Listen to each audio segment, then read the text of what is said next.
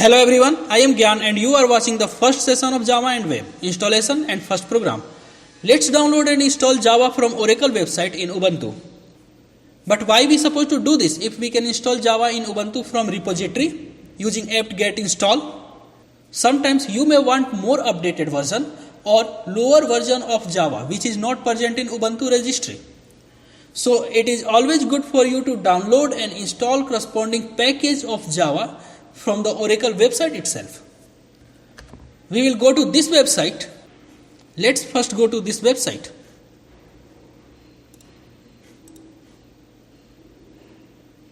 This is my Ubuntu machine. Go on Google and type download JDK 8.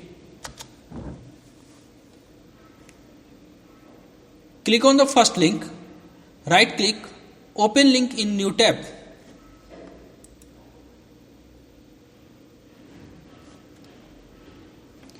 This is the same website from which we downloaded Java installation package for Windows.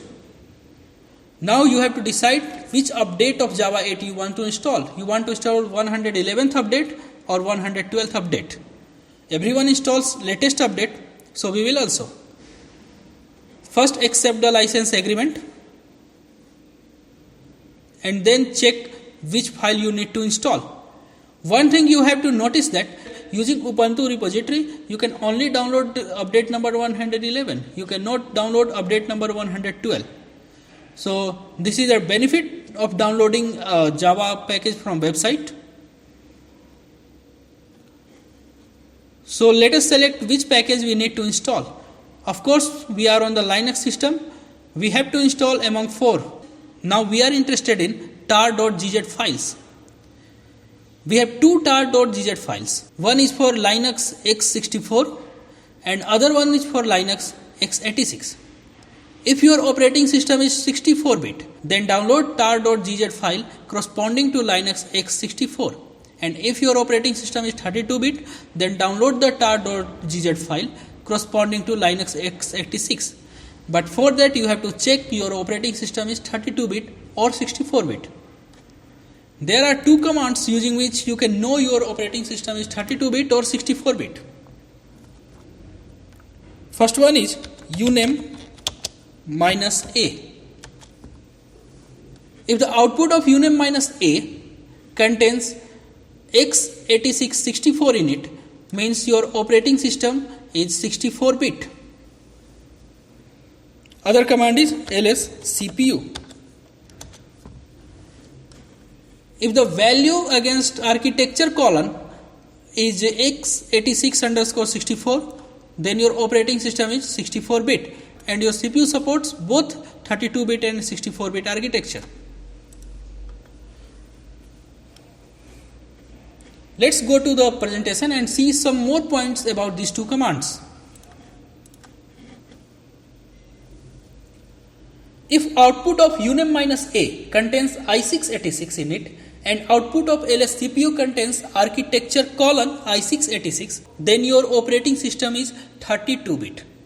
If output of uname -a contains x86 underscore 64 in it and output of ls cpu contains architecture colon x86 underscore 64, then your operating system is 64-bit.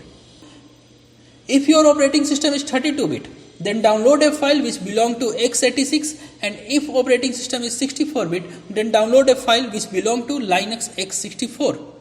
Here 8u111 means it is 111th update on Java 8 and 8u112 means it is 112th update on Java 8. If you want to know more about Java version and update history, then you need to go on this link. This link is provided in video description below. So finally we come to know that our operating system and CPU both are 64-bit.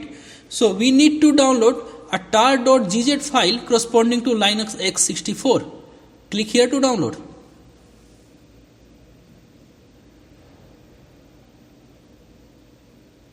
Save file.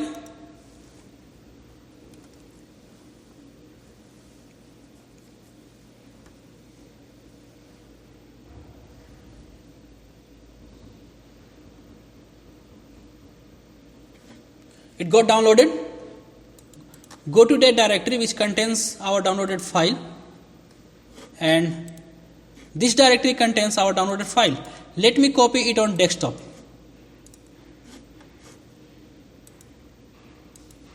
Copy it on desktop. Okay. Graphically we can extract it here. Right click, extract here.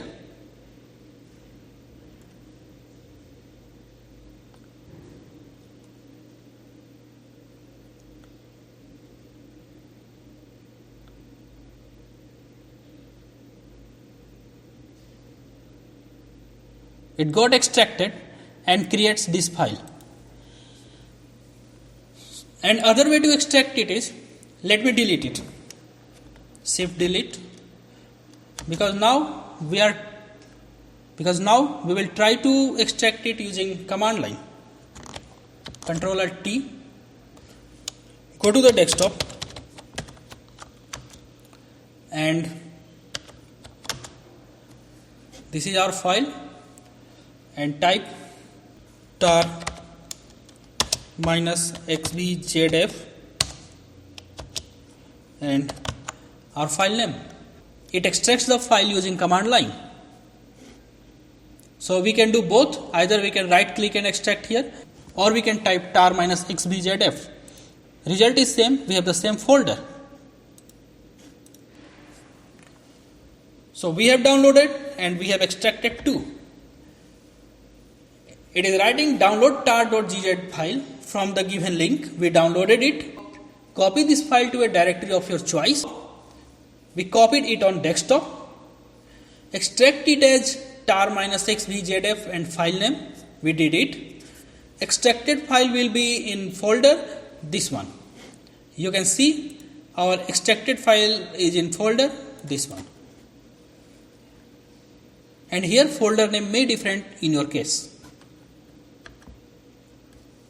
Now, extracted folder, desktop in our case, this folder and bin contains all executables Java and Javac. Let's go to that directory and see it practically. This is the location where we extract the folder, and this is the folder we extracted. Click on here, and inside JDK 1.8.0_112 there is a directory bin. This bin directory contains all executable for JDK. But there is other directory JRE. JRE also contains bin. But this is only for JRE based executables. And we know that JRE is subset of JDK. You cannot see Javac here. The executable Javac is not present in this directory. But if you go in bin, this directory, you can see the Javac also present here, and Java is also present here. Desktop JDK 1.8.0_12/bin contains executable Java and Javac. But the JRE bin folder inside same directory contains executable Java and not Javac. We know that JRE is subset of JDK. JRE is not used for development.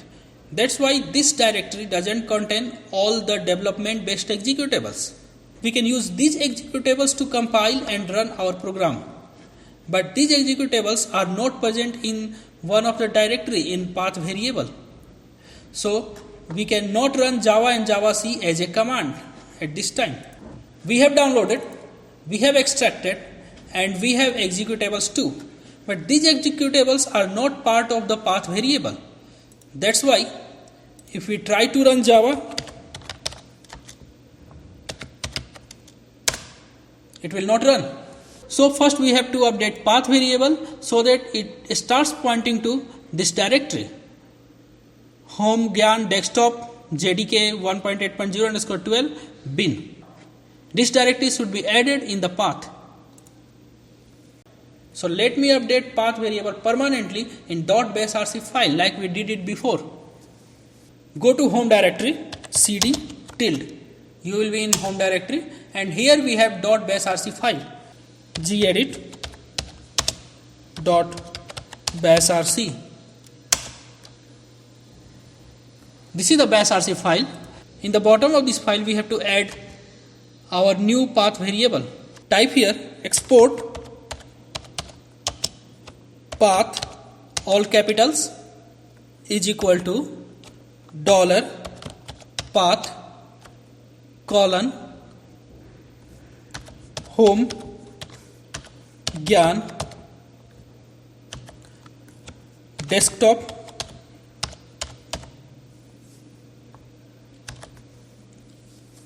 JDK. Let me check the directory.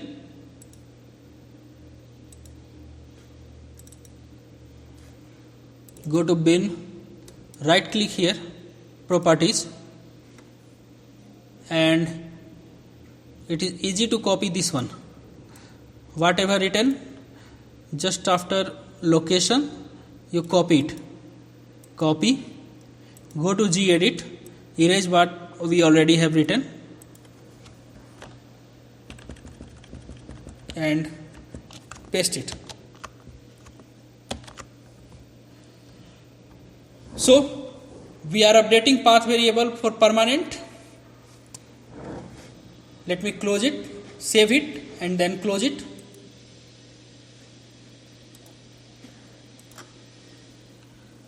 Now run Java. It doesn't affect, because if we make a change in permanent file, the new change will be reflected to new terminal. For that we have to open new terminal and then type here Java.